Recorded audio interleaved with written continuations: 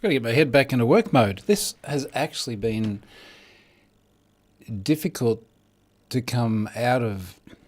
I don't want to say holiday mode. I don't know if it was a holiday mode. Out of wedding mode, back into work mode. The holiday's yet to come. I'll come back to that. I'm trying to focus this week. Actually, I didn't try to focus the first few days of this week. And then I was like, yeah, probably should actually start doing some work now. There's my alert. Troy Hunter's live. Good, it's working. Let me start with the fundamentals. I want to start with some fundamental stuff with a brand new sponsor this week, and then I'd love to go on to a whole bunch of new stuff. Some of it personal, some of it data breachy, some of it techie. So good mix today. Sponsor this week is my brand new sponsor, Sec Alerts. And I'm super happy to have Sec Alerts on board here. In part, it's always nice having a new sponsor and a bit of variety, but also in part because this is a local sponsor, and it's really rare that I get to actually spend time in person with a sponsor. And they're based about an hour that way, up in Brisbane. So we did catch up and have a nice breakfast here on the Gold Coast recently. So this is a real company doing good stuff. Let me talk about Sec Alerts. Vulnerability awareness, receiving CVE and zero-day alerts, news and version updates, all matched to your software, and they've got a discount code within there as well. Now, what I like about this is it's a very sort of fundamentally simple yet effective model, which is go through, index all of your things, all of your software and dependencies, and every single piece of software we build these days is full of dependencies. Index them all, and then whenever there's something that you need to know about it, they will let you know. And I'm just going through their website here. Alerts to large-scale vulnerabilities matched from over 112,000 software titles. I knew there were a lot, but 112,000 is quite a lot. Now think about all the different libraries and things that I have dependencies on, and I generally just wait till the package management service, NuGet, or whatever it may be, updates and pushes things out. But this is much more proactive. Really like what these guys are doing. So please go and check out Sec Alerts. First time they have been the sponsor on TroyHunt.com and doing good stuff. Local Aussie company as well. Lovely. Okay. Neil Caldwell. Hi from Sydney, near to Optus headquarters. We'll get back to Optus. Oh boy, Optus. We'll get back to them. Let me do the personal bit first, because that was... last week I did this video. I did it, in fact, 8 days ago. I did it a bit early. And I was going to get married. I did get married. For those of you listening to this later on, yes, I have a wedding ring now, which is, I'm so happy. Like, I'm just genuinely happy about, obviously about the marriage to Charlotte. But the wedding we had was amazing. I've posted one photo. And in fact, I wanted to get the professional photos. I think they're going to be just out of this world amazing. And we were pushing the photographer to say, hey, I'd really like to put something on social. You got any photos you can send us? And she was like, it'll be a week or something. So I went, no, I can't wait that long, because I sort of went a bit dark online. I was like, going off to get married, see you suckers, I'll be back later on. So I wanted to sort of, rather than just come back and just jump straight into data breachy stuff, to have something there. So I posted one of Charlotte and the kids and I, which a friend of ours had took whilst we were standing around for the professionals. And it's just, I just love this photo, because everyone's just so genuinely happy. But the ones I'm really waiting for is and I'm talking while in case I'm not looking at you, I'm looking at this photo. We, just Charlotte and I and the photographer and videographer, like down in a field with the sun setting in this just, beautiful mountainous rural location. And it's, I'll just never forget the emotion behind that. And it was wonderful. I did retweet some photos that some of the friends there had shared. People many of you know, Lars Clint, Niall Merrigan, Scott Helm. They were all there. People have now all departed and headed back to their different parts of the world, but it was so cool to be able to see. Scott and Niall I hadn't seen for 2.5 years, and these are people that I'd normally catch up with, every couple of months or something, somewhere in the world. So to go that long and then to have such an important event, and that was just amazing. It's words depart me at this time. Mohammed is there. Hi, congratulations on the wedding. Thanks, man. Thank you very much. And it has been lovely seeing all these responses. I was trying to get a sense of how many people had seen this post because I'm up to 1,400 something likes. But every time I click on the little analytics button in Twitter, now it comes up. 90,000 people have seen this post. That's cool. Every time I clicked on the analytics button on my iPhone, it would be like, you can only view analytics of your own posts. Well, this is my own post. Your tweet has earned 90,494 impressions so far. Switch to a professional account to broaden your reach. I don't feel the need to pay to reach more people with a photo of my wedding, as nice as that is, Twitter. It's been lovely. I mean, it's just... I think everyone likes getting nice feedback and congratulations and things from people. So to have that across the social things has just been... It's been awesome. It's been fun. Now, several people said, glad you're back from your honeymoon. Now, this is not true. Reasonable assumption, not true. We went away to get married. It's about a 2.5-hour drive from here. We came back on Sunday. So we've been home since Sunday, and we have had guests like Scott, Niall, and Charlotte's family from Norway here. So we have actually, not only have we not had a honeymoon yet, but we really, much to my chagrin, is that the right term? Really have not had time alone together because we have had a house full of people, including the kids, which is reasonable because they live here. But we just haven't really had any downtime together. That will change this weekend. We are going on a honeymoon, a proper honeymoon, for more than a week to another country. It's the first time I've been to another country since February 2020. Since either of us have been to another country since February 2020. So that's really exciting. And if I'm honest, it's a little bit nerve-wracking. It's like, gee, shit, well, like, what do you got to do when you go to another country? You've got to do this thing. I've got to have the passports. What documentation? I've got to print stuff out. Does my SIM card work?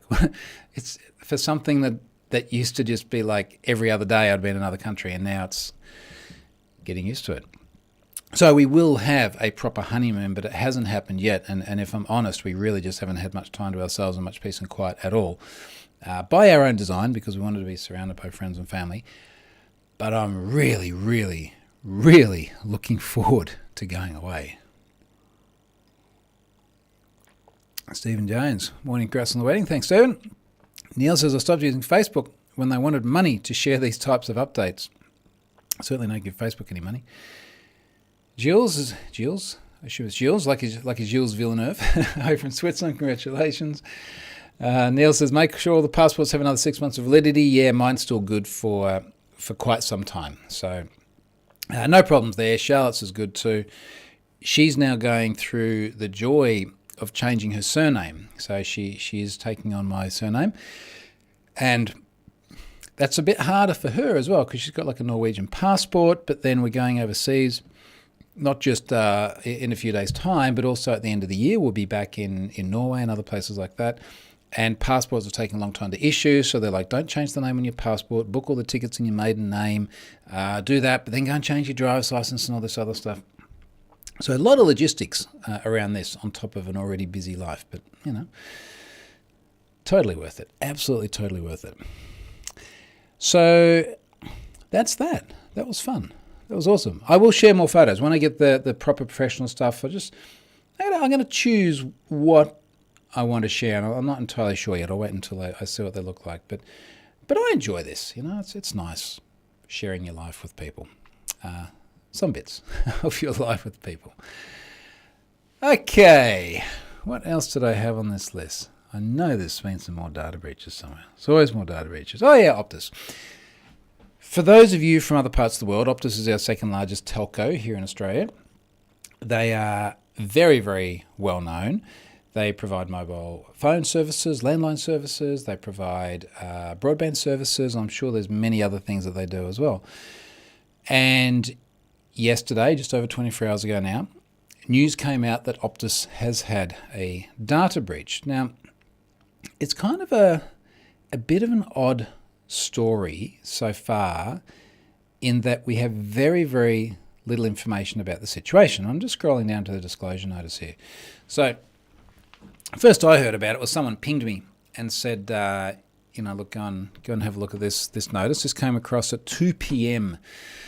Australian Eastern Time yesterday, and just for reference, it's 5:30 now. So what are we at? Like 25 and a half hours ago.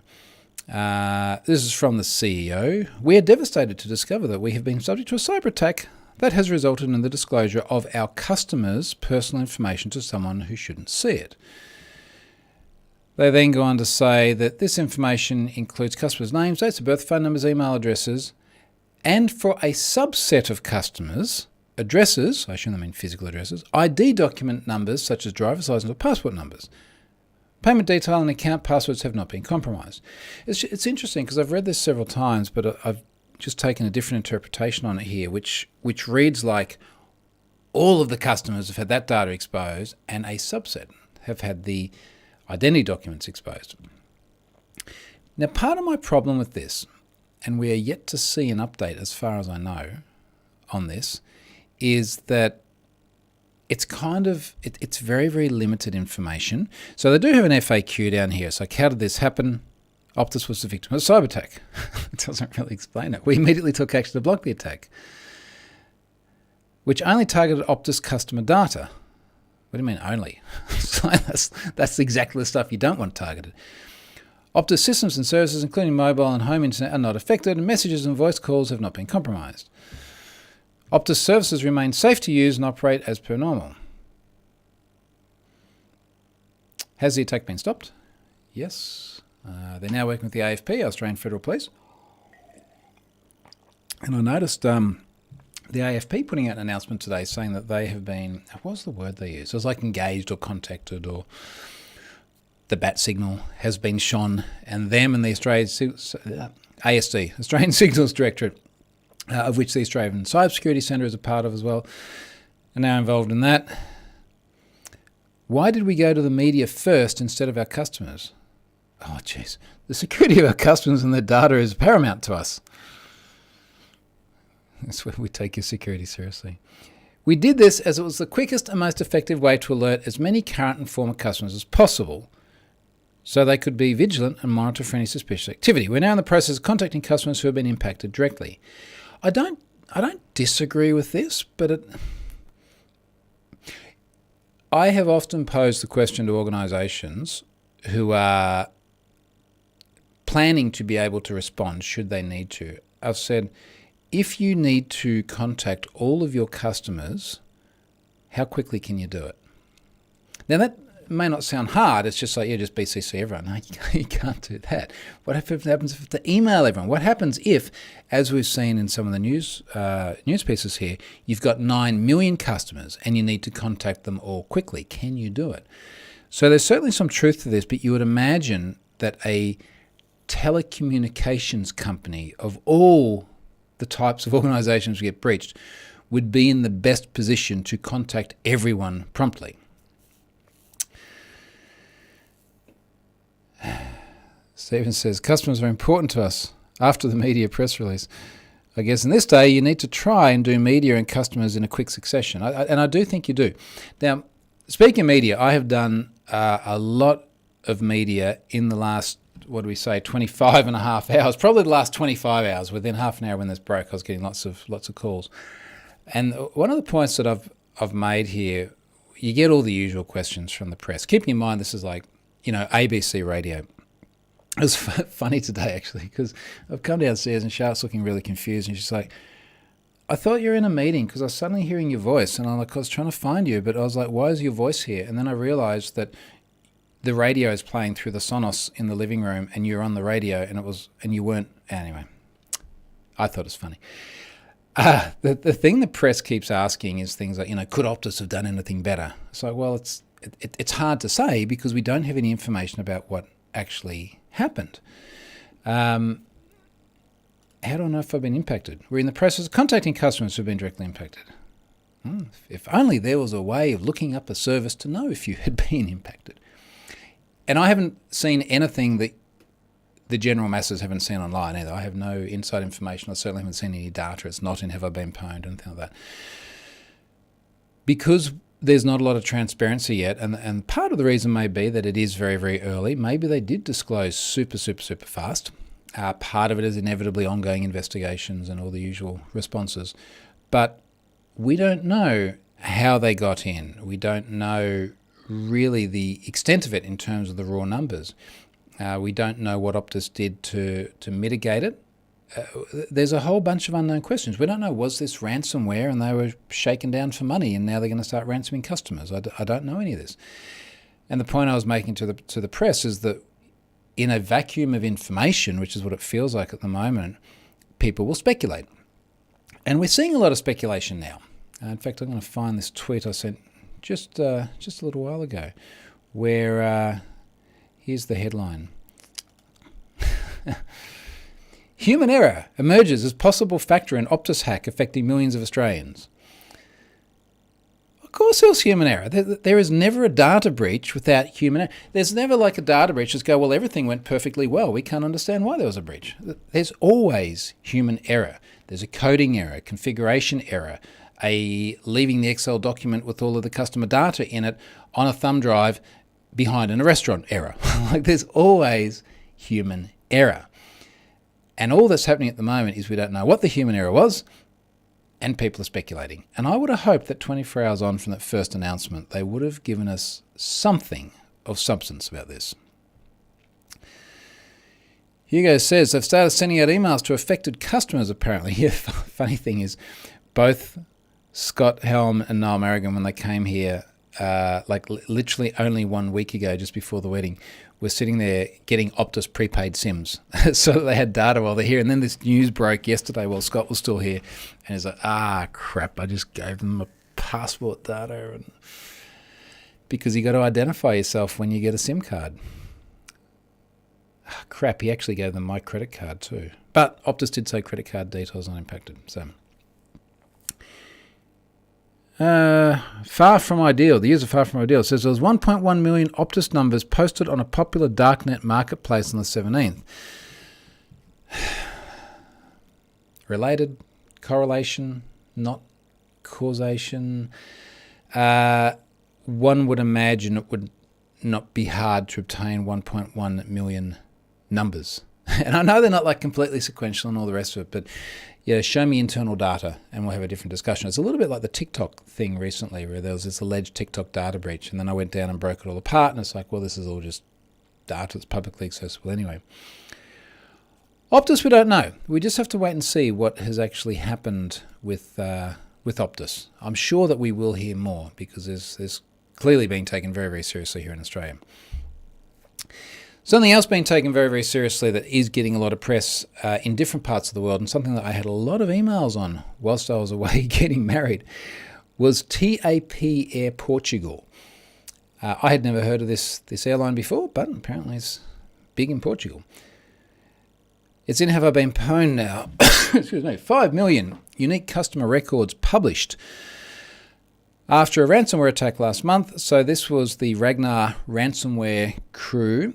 They have published the data online. It's on a Tor hidden service. That service, let me try it again now. Last time I checked it was not online, but someone had sent me 100,000 records before I went away to the wedding. And then when I came back today, I was like, okay, I better process this. And I tweeted online. I was like, look, has anyone grabbed the rest of the data from the Onion site? And someone popped up and was like, yeah, here's 5 million records. And this is what ransomware crews are often doing at the moment. This is what Ragnar Locker has done, where they will dump the data publicly, usually to a Tor hidden service, should the ransom not be paid. Now, I did watch a little video of their CEO talking about the incident. We'll never negotiate, we'll never pay it. So, I actually agree with that whole premise of not paying it, but this is sort of the inevitable conclusion, which is your data is now everyone's data because it's now all out there. Names, genders, dates of birth, phone numbers, physical addresses, and 72% of all of those were already in Have I Been Pwned. I have sent, I think it was about 50,000 emails to impacted Have I Been Pwned subscribers, and I think the breakdown was something like 33,000 individual subscribers and about another 17,000 subscribers monitoring domains which have included email addresses on them in this breach. So that is by any reasonable measure, a really, really large data breach. And particularly when you're dealing with that kind of personal information. It's not just usernames and passwords. Mind you, there were no passwords. That's an upside. But you just don't get to put things like dates of birth and phone numbers and physical addresses. You just don't get to put that back in the bottle. So that's unfortunately now out there for 5 million people. Stefan's here. G'day, Stefan. Nice to have you on board. Missed you. We should talk more. Far from ideas says, far from ideal. I'll keep an eye out and DM you if any tangible data gets posted. I think this is on the Optus front. Yeah, look, please do. Many data breaches never have data publicly posted. It remains closed. It remains in private circles. Sometimes it does so for years. I mean, both LinkedIn and Dropbox. 2012 data breaches, 2016 the data appears. You know all the other ones we've never heard about? Yeah, the ones we just don't know about. There's a lot of those out there. So we may never see Optus data, but as one of the journalists sort of asked today, they're like, is this bad for Optus? It's like, yeah, the headline is terrible. Whether the data gets out there or not, it's a terrible headline. Same for TAP Air Portugal. Incidentally, and I'll not quote specific things, this was just the sense I got when reading the TAP communication. It does seem like they made significant efforts to downplay the situation. And it looks like some of the earlier messaging, let's just go and find the earlier messaging. I don't want to say it was, like, funny is not the word. TAP Airport, here we go, it is. TAP Air Portugal. But some of the messaging was just, it felt like misdirection. September 2, this is their pinned tweet actually. TAP has been the victim of a cyber attack, which was promptly reported to the relevant authorities. Allegations are being made that an organised crime group has stolen customer data. Did they steal it? Or does TAP still have it? Are there just more backups of it than what there were before? Now, this is tweet 1 of 2, but because TAP Air Portugal can't tweet thread, we don't have tweet 2 of 2, so I'm not quite sure what is in tweet 2 of 2.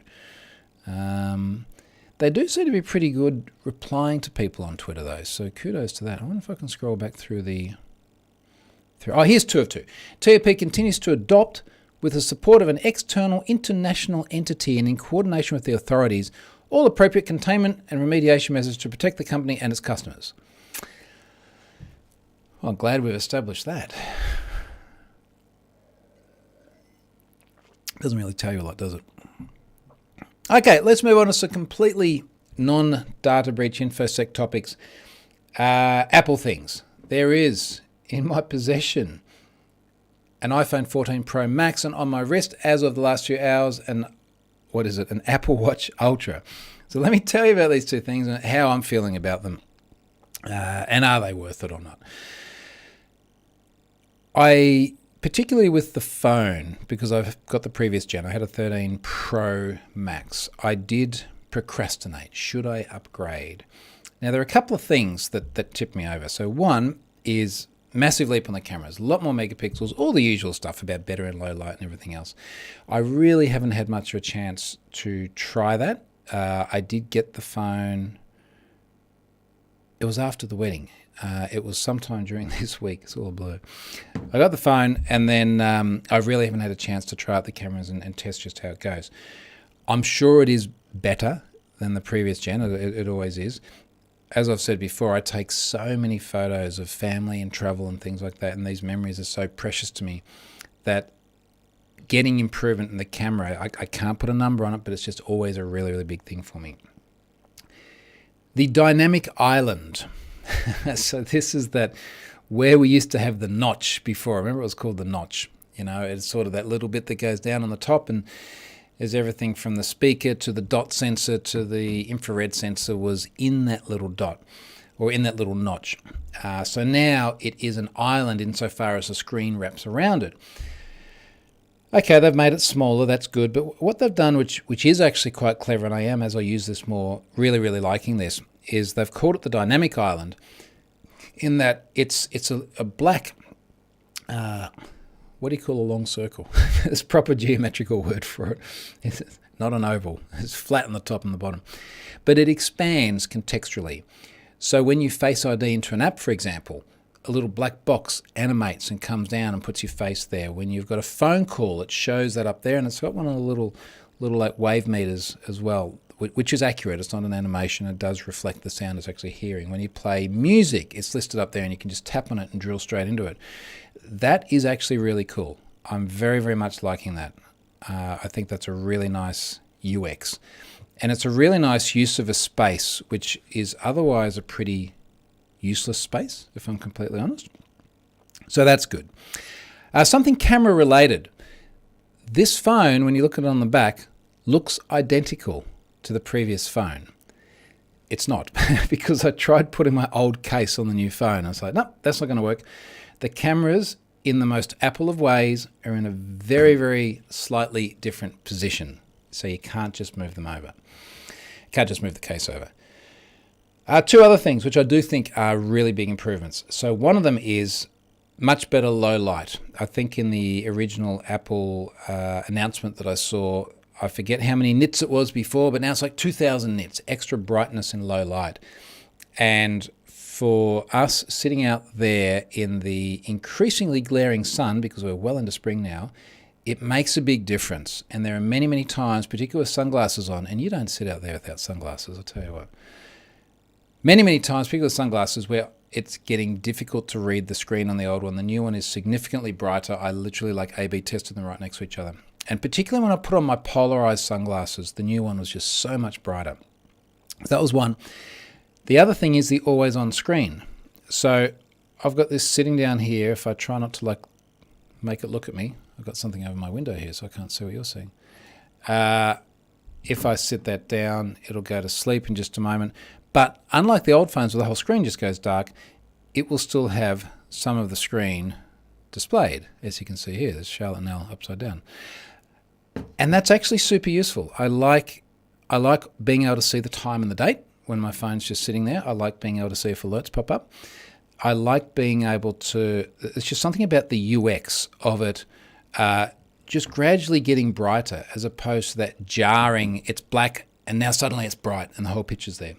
There's just something very, very nice about that experience, and the 14 Pros now do that, which is great.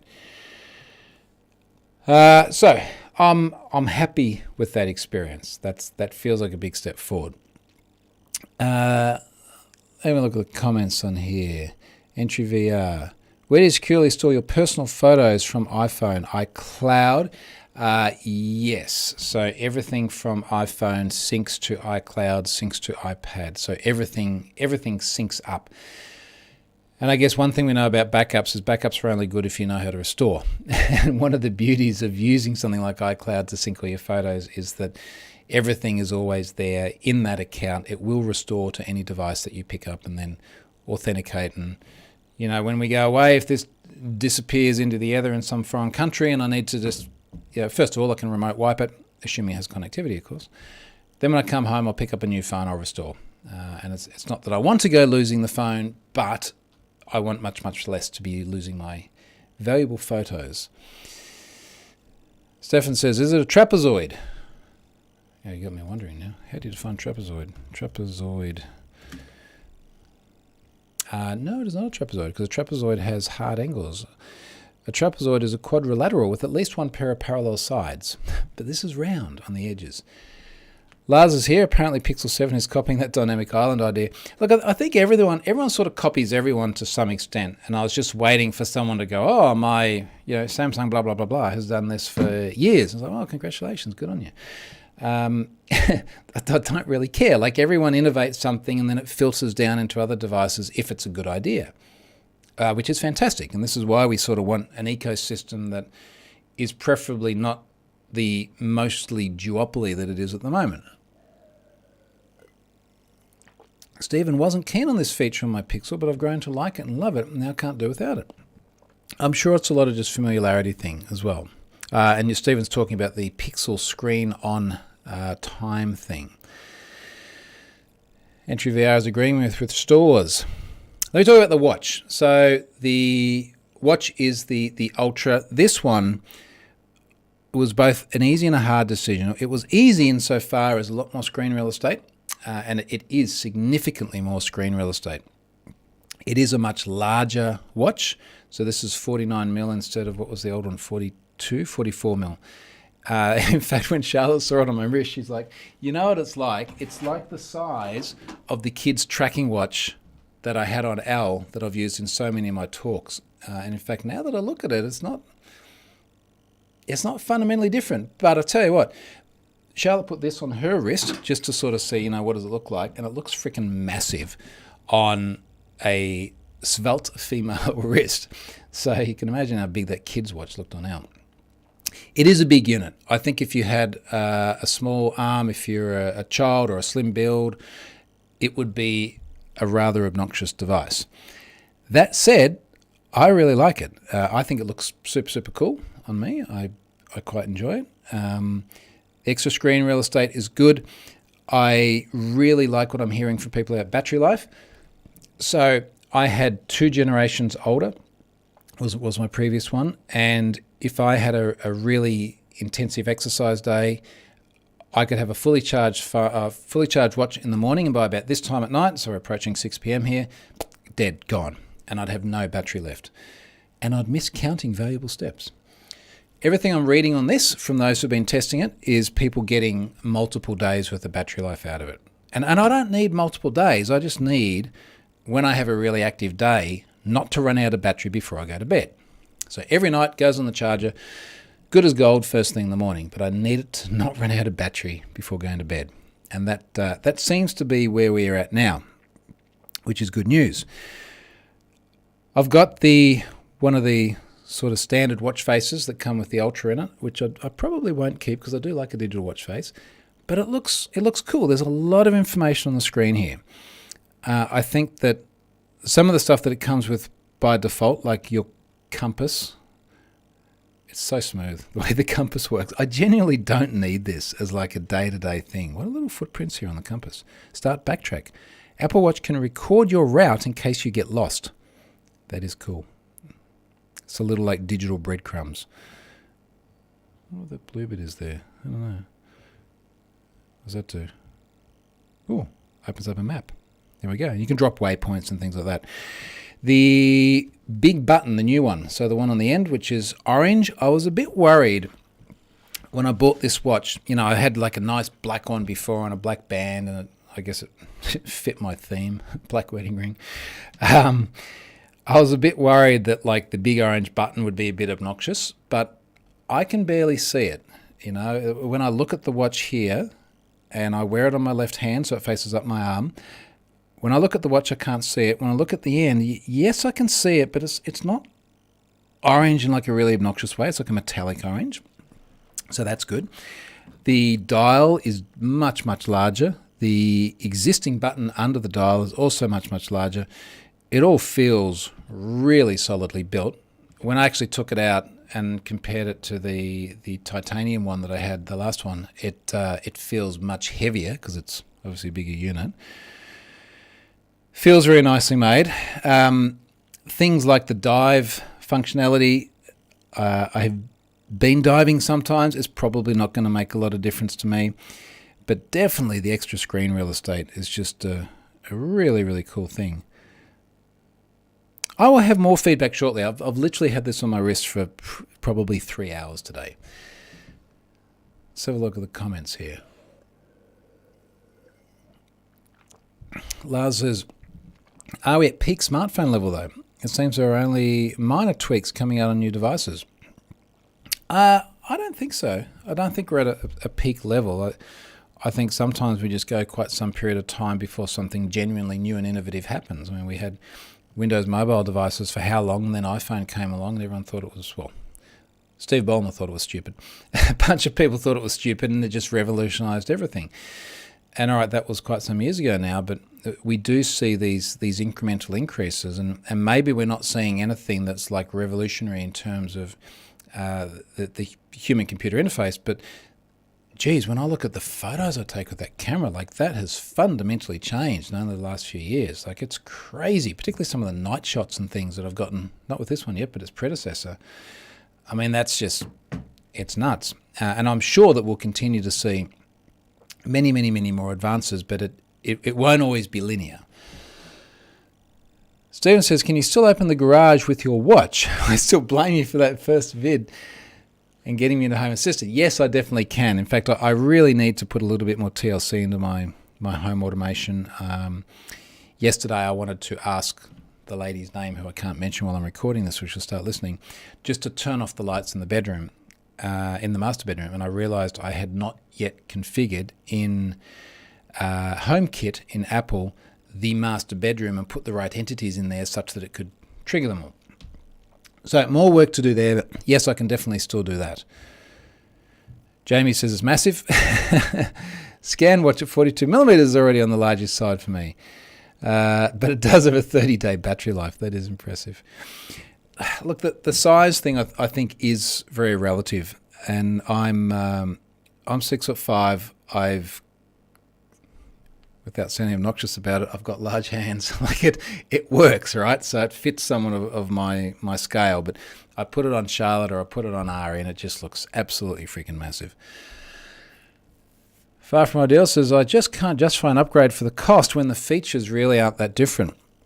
And there's a very personal thing. One thing that certainly makes it easier to justify upgrade is I work for myself, business expense, pay for with pre-tax dollars, depreciation, yada, yada, yada. So it does make it much easier than if I was just like spending my own post-tax dollars on everything. So that's good. And then it's just, look, it's at a price point where I get enough value from the features to justify the spend. And that's a very personal thing. I totally get that. I think most people would probably give it at least a couple of years between rotating things. Mind you, I gave the watch 2 years. Last year, I couldn't justify upgrading the watch. So this is the first like always-on watch I've had as well. And that's really cool too. Every time I look at it now, it's just not as jarring, you know, just sort of cutting out and then cutting back in. Stephen says, does it have a I got lost, where's the nearest pub feature? The backtrack function does look good. It does sound good. Yeah, it does. And I guess it depends on your use case. Now, we do a bit of hiking, not crazy amounts.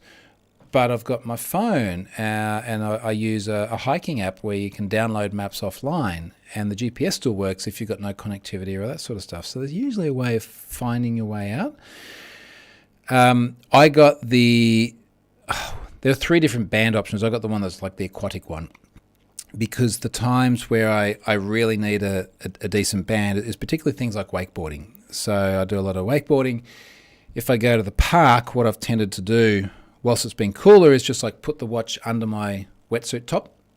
Now I'd probably do it the other way around, because I'd like to be able to see, for example, what the time is, or I feel the watch buzz when I get an alert. I'd like to be like riding around the park and just being able to go, oh yeah, okay, I can see what that is.